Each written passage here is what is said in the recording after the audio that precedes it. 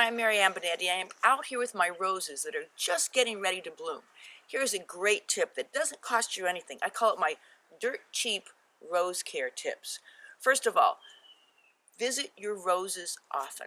The more often you go in and look at your roses before they're even in flower, the more likely you are to find this. This is black spot, and you see the lower leaf of the rose has turned yellow and these little black spots.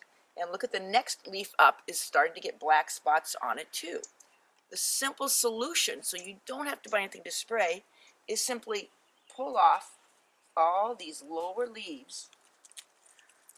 The rose doesn't need them. And when I have a little growth like this, I'm going to get in here. These are actually a needle nose plier that makes it really, really easy. They open and close quite easily too. To get in here and clip this entire thing off. It's okay to remove a lot of lower leaves, especially branches that are blooming inward, because I want more air circulation, but also any leaf that has the littlest bit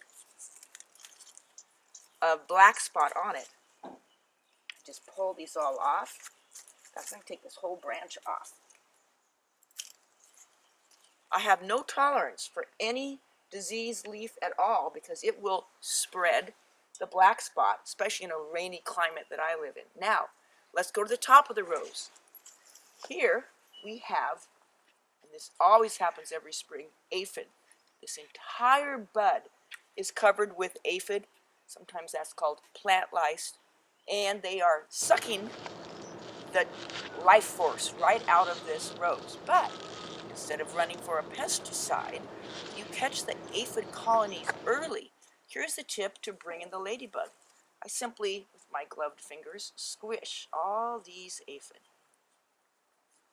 And the reason I like to do this is I leave the dead aphid, and in is going to come the ladybugs.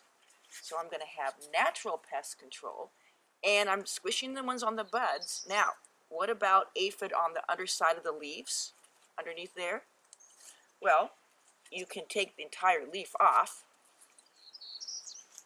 I'll dispose of that. Or you can just stick your fingers under the leaves and squish any aphid. And again, when you leave the squished aphid on the foliage of your rose plants, you are encouraging the ladybugs and the ladybug larvae to come, because they now know that you have plenty of easy pickings, ladybugs for them to feed on.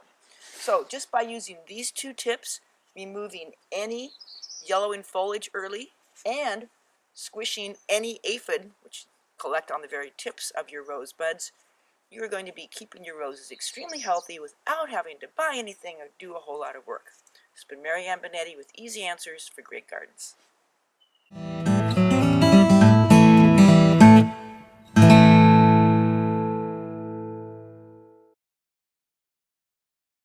If you enjoyed these gardening tips, subscribe to our channel so you can get updates on new videos and stay in the know about all things gardening.